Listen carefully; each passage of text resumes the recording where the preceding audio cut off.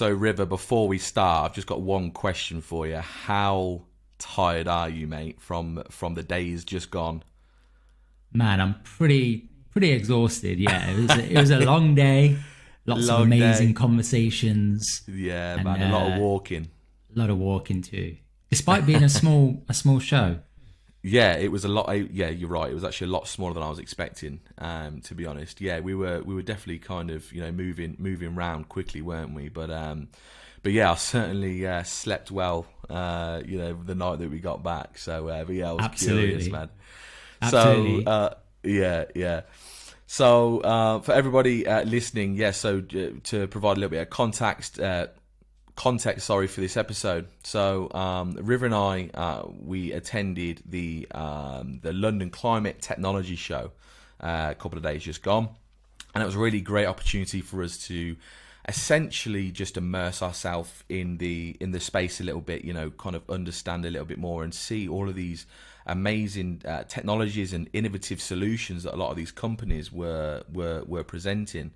So yeah, so we're here. We thought it'd be a great opportunity just to get on this podcast and just kind of highlight some of the cool things that we saw, really, and just to maybe have a little discussion on some of the cool things that those companies are doing.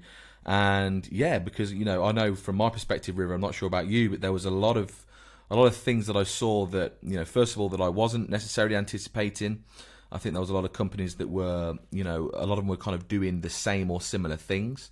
But yeah, it's definitely provided some food for thought that would, is obviously providing the perfect platform for this podcast. What do you think? Exactly. Yeah. I mean, one of the main reasons we went there was to sort of see what's new in the space, what people are up to, and to have conversations with those kinds of people that were representing these companies. So yeah, it's the first climate tech show that we've been to ourselves.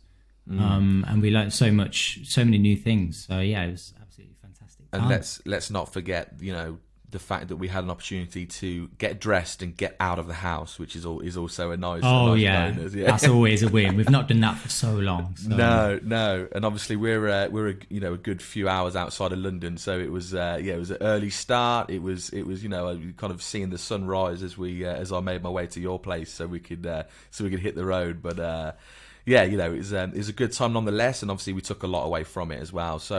So River, how about I've essentially we've got a list here of some of the companies that we saw, and some of the people that we spoke to, and obviously these are ones that I would say kind of caught our eye a little bit. We thought that they were quite innovative. They had some cool things going on.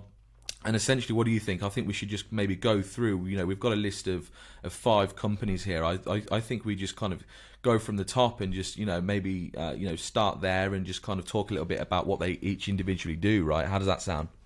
absolutely, yeah. Let's dive right in. So yeah, first on the list is Dryad. So we speak to a lovely gent called Ben, who is representing the stand there. And basically, what these guys do is they create products, solar powered products that go onto trees and are an early detection of wildfires. Really interesting statistic that Ben brought to light was that 20% of global CO2 emissions actually come from wildfires, which is Which, absolutely mad. just to jump in there, then before you continue, that was astonishing to me. I don't know if you were aware of that. Yeah, when and I actually looked into that, and it seems to ring true. It is a case of 20%, or up to 20%. Yeah, is a contribution towards the global CO2 emissions. So yeah, you're right. It's kind of devastating impact, certainly on biodiversity. Yeah. Yeah, yeah. I mean, this one really stuck out to us whilst we were at the show because number one, it was a product. Most of the stands there were software, kind of tech based. So yeah, this one was something with something tangible, something you could pick up in your hand. They had a few of the products on show there, so it was great to interact with them and see what they're like in the flesh. Yeah, definitely. Yeah, so, I'm just looking here then. So just coming back to my notes here. So just kind of taking it back a little bit for what Dryad do then. So yeah, kind of you've touched on it there. They essentially provide ultra early detection of wildfires, and I think that's their key thing there. And, obviously it allows for kind of health and growth monitoring of those forests as well. And yeah, it's essentially, as you said, it's this kind of green, this green, what do you call it? Like a puck, like a hexagonal puck. Yeah, right? Yeah, and it's ultra kind of low energy, so it's you don't have to worry about it kind of running out of battery or whatever. And essentially, what Dryad aim to do is that they want to reduce the unwanted wildfires, which again it causes up to 20% of the global CO2 emissions. And essentially, by 2030, this is their mission. By 2030, Dryad aims to prevent 3.9 million hectares of forest from burning, preventing 1.7 billion tons of CO2 emissions. So obviously big aspirations there from definitely. So why did this catch your eye, River? What was kind of unique about this to the point where we obviously found it quite interesting to talk about? Yeah. I think just what I said before, really, like it was a physical product, so straight over there, pick it up and ask a few questions about it. A few of the unique things were, because it was product based, when we were speaking to Ben, it was interesting to hear how it was harder for those guys to gain investments on their investment journey, which was another reason why we're there, kind of to learn a little bit more about the investment journey for some of these climate tech startups, hear what their struggles were, their challenges, and being a product, you've got to figure out logistics, how you're going to get it manufactured, how you're going to get it around the world to where it needs to be. That was really super interesting conversation that we had there. Yeah, so and again, like part of the reason why we went there is to again just to kind of speak to these companies to learn more about their investment journey, right? Kind of understanding a little bit more so that we can learn to better serve the industry as well. And yeah, it was really interesting talking to Ben, about their investment journey, and I'm very aware that he wasn't directly related to the actual investment process, but what he did share with us is that the investors that they spoke to were almost kind of quite apprehensive to kind of support something that was a physical product, or again it's almost these kind of SaaS products and kind of digital solutions that seem to get the backing. So the fact that they've been able to secure that initial investment to launch this wildfire sensor, I think it's a really great thing, and I think it obviously speaks volumes as to the innovation that they've or the lengths that they've gone to come up with a workable solution. Sure. Let me go back to the products as well. Just a couple more points here that we found out about the products, which are super interesting. So one of them is, Matthew was saying it's a kind of a hexagonal puck, green puck. It has a solar panel on the front, and then it has kind of this finger coming off of it with a loop. So basically, you attach these to the trees with like a nail, like straight into the tree. You only need about one per hectare. Mm-hmm. Is that right? One correct, per hectare. Yeah, and basically these things form a network which you can monitor from a computer. You can see if one goes down, and the idea is it kind of works, I believe, similar to a smoke detector. So it's super early. As soon as there's a change in the gases in the air, that's how it knows there's a fire. Whereas I think existing solutions are like cameras and satellites, which they just can't tell as early as these guys can of where a fire is a risk. So, and again, it all comes down to the speed that it can detect. So what I think Dryad do is they promote this ultra early fire detection so that it can sense smoke and hydrogen and other gases that are being emitted.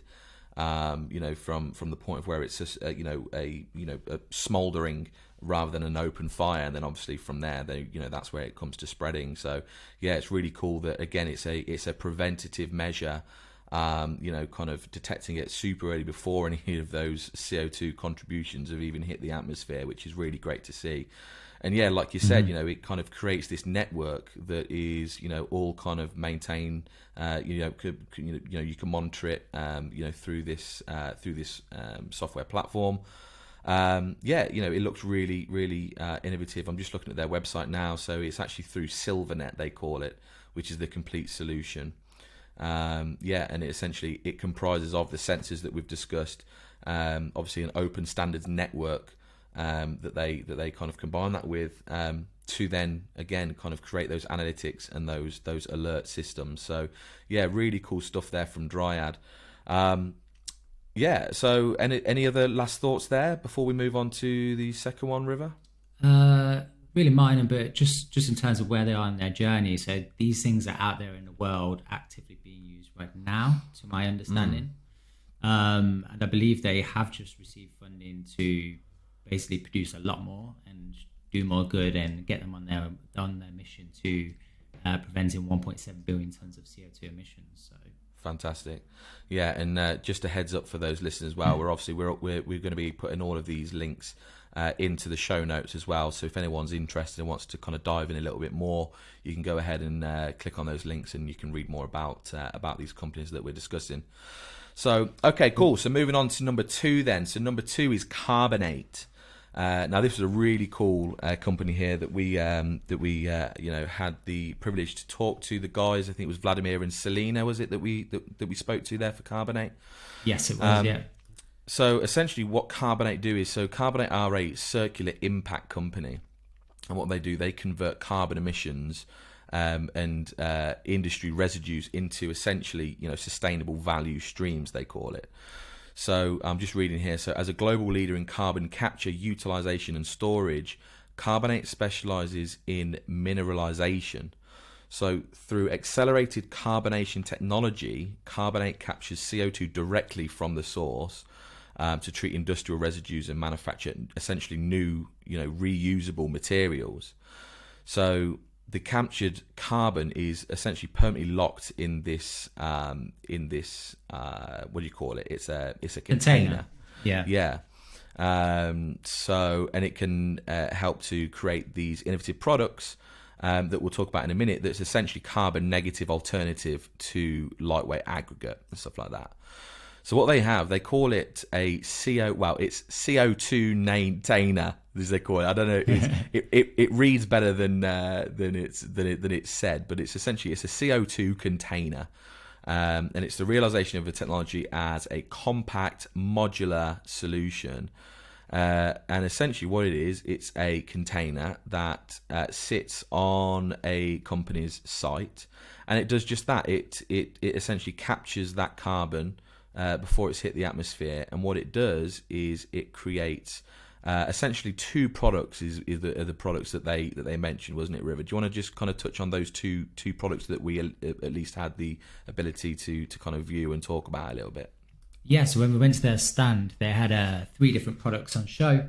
One of them was like in a pellet form, these little balls that were essentially can be substituted as an aggregate when making concrete, cement, castings, pipe beddings, etc. And then their second. So I think that's what they call. Sorry, go ahead. That's what they call the ready mix. I think. Is that right? So we've got. No, I'm just looking at their website now. So it looks like the aggregate is what they call CircaBuild, and that's the pellets that you were talking about. Yeah. So the CircaBuild is essentially sustainable carbon negative alternative to virgin aggregate, and it's essentially high performing aggregates that reduce the carbon footprint of any project without compromising quality. So some of the applications of that is, as you've said, it's things like concrete blocks, ready mix concrete, pipe bedding, road filler, precast concrete, and even like green roofing substrate as well. So yeah, I just wanted to jump in there. So they call that CircaBuild, and then there's the fertilizer, isn't there? Yeah. So the second one is fertilizer. So they're capturing the CO2, producing some kind of fertilizer out of this, which is then great for just general agriculture applications. Yes, I'm looking here. So they call that CircaGrow. And it essentially provides the soil enhancing properties required while facilitating a sustainable agricultural system. So yeah, it obviously provides all of the potassium rich kind of elements that you would expect, but obviously it's an alternative that has much better kind of impact on the environment. And it says here that it's got excellent water retention, permeability, and uniformity. So it's all these kind of great things that you'd expect to have from fertilizer, but it's it's all essentially taken from essentially capturing that carbon. So I think that's super interesting. So yeah, the container itself, it looks really cool, looks really interesting. It's essentially a container that sits on the site. And I think it's really great to see this level of innovation with this kind of circular economy. Yeah. And going back to the container, it looks like a shipping container. And the whole idea for that is that it can be easily transported to any site around the world. Next to the container, you've got then kind of the plant itself, which I imagine does the magic and turns this stuff into usable materials. Yeah, brilliant.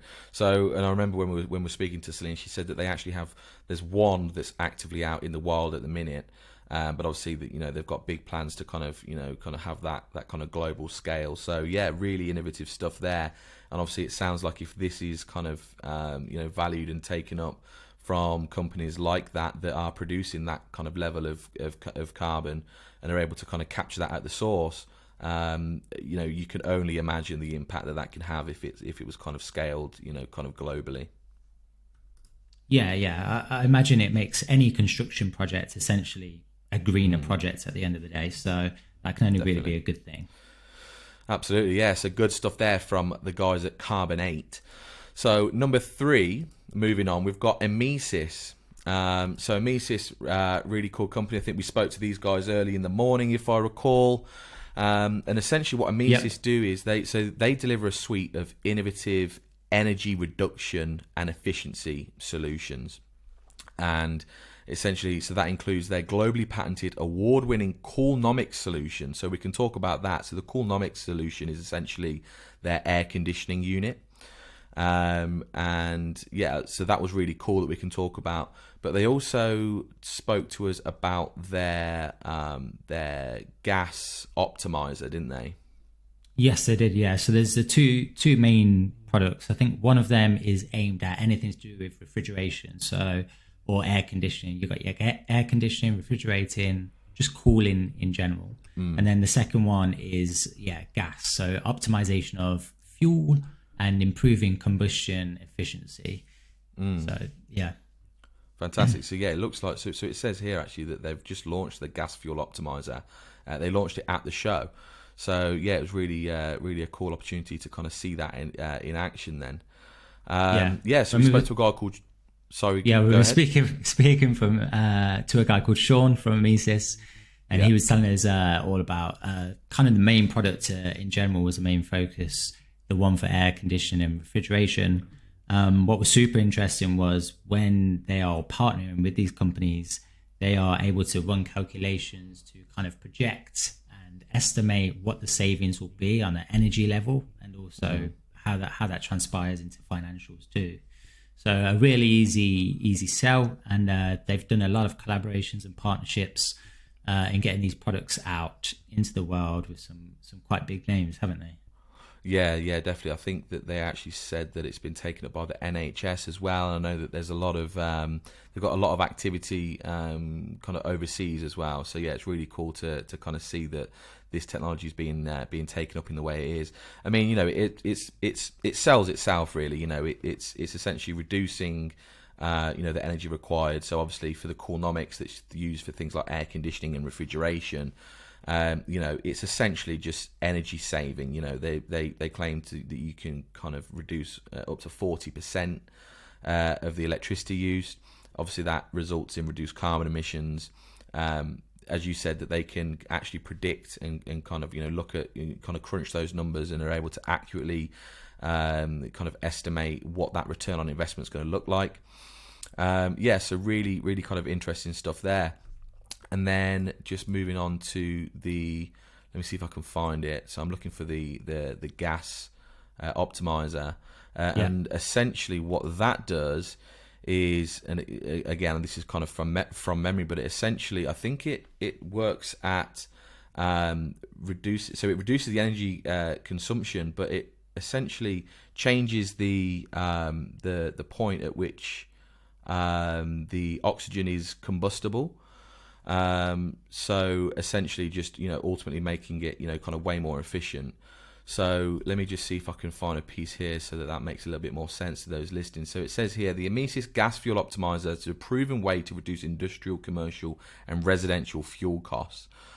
The gas fuel optimizer saves money and reduces emissions by increasing the combustion efficiency of the fossil fuels, obviously such as things like propane and natural gas and all that kind of stuff.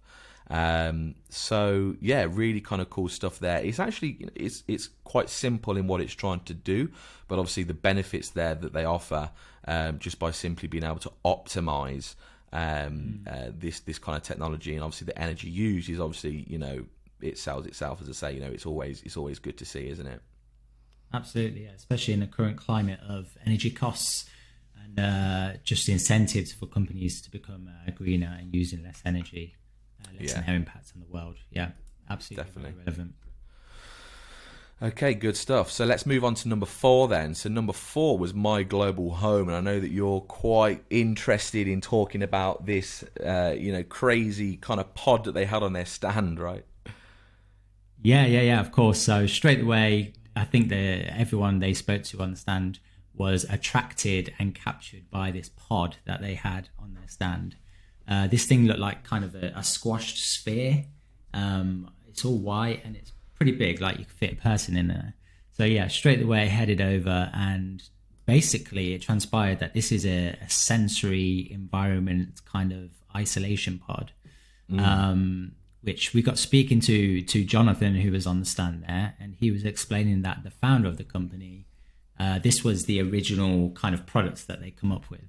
And the idea was this was to be used in workplace environments, to allow a quiet place for employees to kind of go, check on their kind of do well-being activities, keep them sane, have a little break, close themselves off for a little bit, take any important calls, and just have that time out that we all can relate to and sometimes need at the workplace.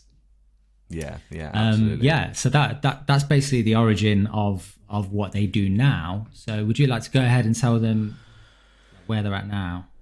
Yeah. So let me just read this spiel here then that I've got, because I'm sure that can kind of explain it a lot better than I can. Obviously, we only had a kind of a short amount of time with these companies, so yeah, it's really kind of pertinent that I'd love to kind of read a little bit about what they've actually put on their website. So essentially, My Global Home is an AI-powered green building investment and intelligence platform.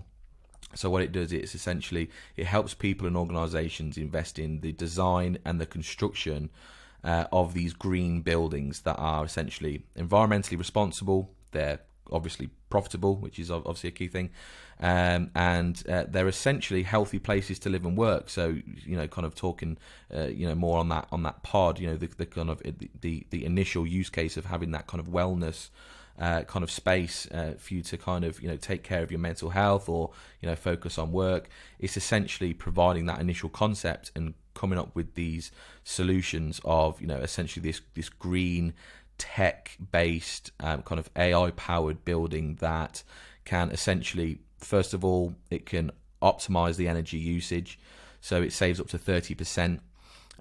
Obviously it provides things like comfort. So obviously you've got the intelligence control of lighting, smart lighting, heating, and other kind of. They actually had a small scale model, didn't they, of one of these buildings, and essentially they had the control panel, and we were able to control the blinds. We could control the lights, and obviously we could see all of the kind of the temperatures throughout the building in the different rooms as well.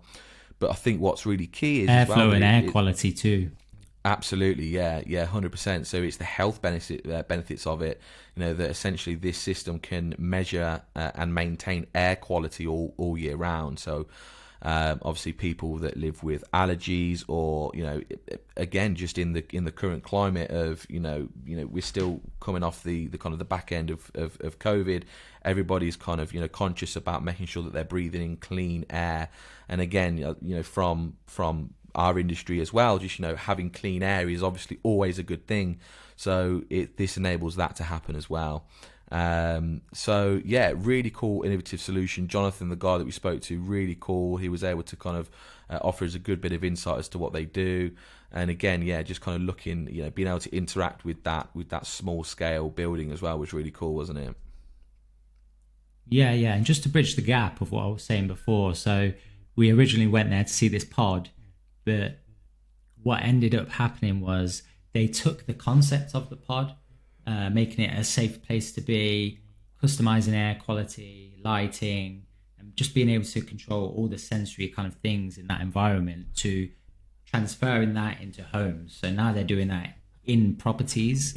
Yeah, And he it's actually aimed at said that it was residential and property developers. yeah, yeah. He said it was a bit of a Yeah. marketing ploy, wasn't it, to kind of get people to come up to the stand and Yeah. go, "What is this?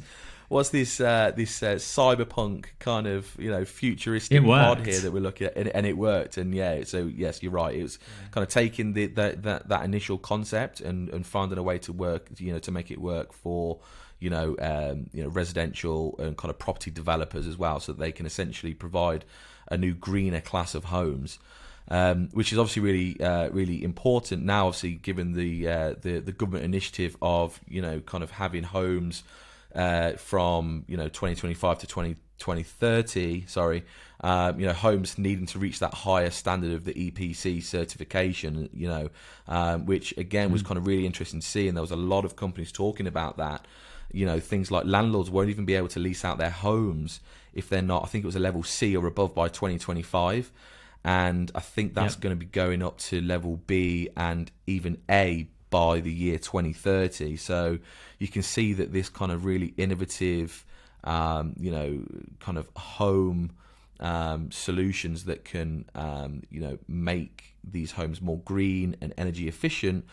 Obviously, not only is it going to save you as the tenant or the landlord, on your energy, but it's providing a whole new class of greener homes, which I think is something that the world really needs to see, especially when you consider, there's so many property developers that, unfortunately, there's a bit of a stigma around a lot of them that they don't necessarily focus a lot on quality, let alone having green initiatives built in from the ground up. So I think that this was really cool to see someone doing this. And again, from our perspective, I know we love this kind of high tech smart home automation stuff. So to I know, to me at least, it was really interesting to see and to kind of get hands on that.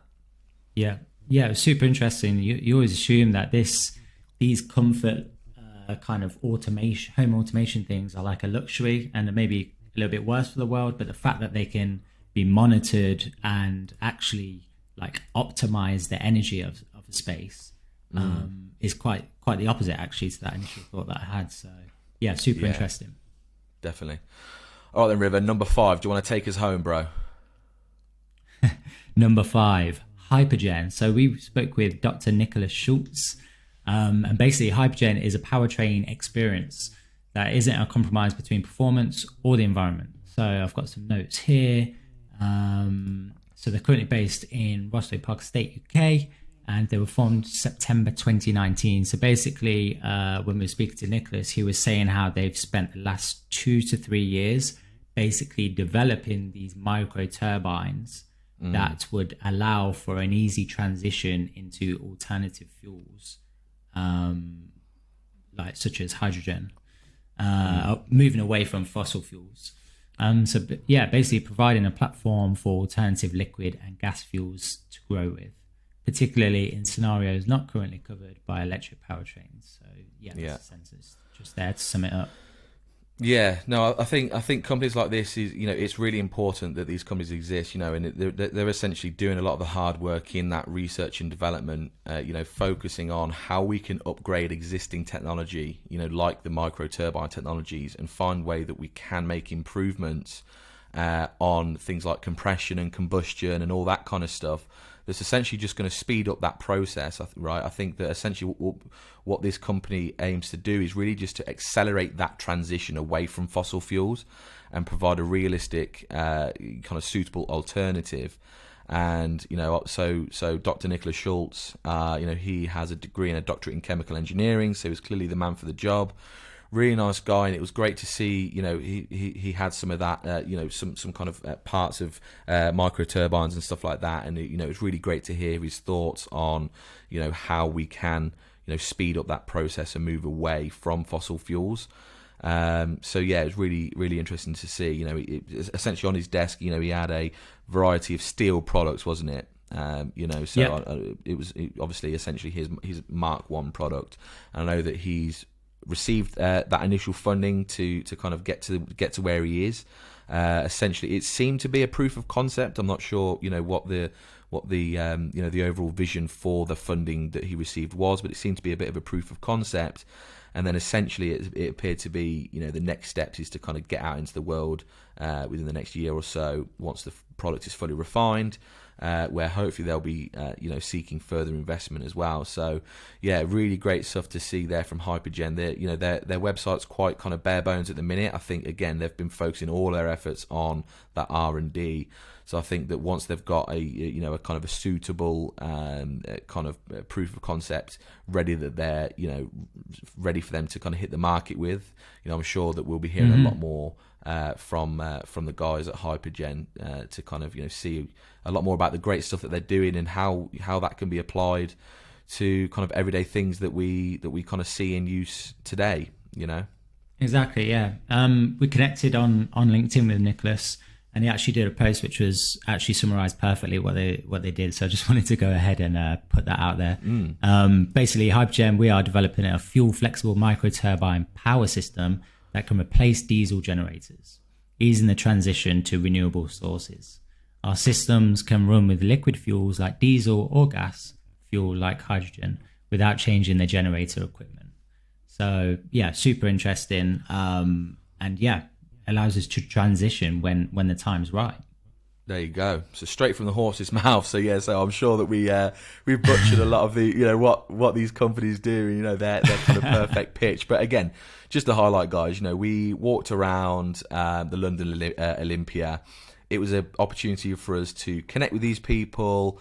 Have a little bit of a chat. They were really interested in what we do for the space as well, which was really cool. Obviously there's a lot of companies there that have already kind of embraced, their kind of position, and obviously they're, River. We saw some great, forms of branding, and we saw some great websites as well, and a lot of kind of software solutions that have already kind of, been kind of put into action. So that was really great to see a lot of companies doing that. There were some companies that haven't yet done that or weren't aware of that. So it was great for us to be able to kind of speak to them, and kind of explain a little bit about what we do as well, for these climate tech companies. So yeah, guys, it was a really great opportunity for us to kind of talk to these people. And again, a lot of these technologies, or kind of individual use cases, was very new to us as well. So we were just there to essentially listen to what these people had to say. Of course, we made some notes, and we've kind of pulled up their websites, and we looked at some of the ones that we thought were kind of really innovative and kind of deserved a little bit of a platform for us to talk about. So yeah, I'm very aware that we're kind of I'm sure we're just scratching the surface with what a lot of these companies do, but hopefully that just provides a little bit of insight as to the cool, amazing things that we saw over those 2 days.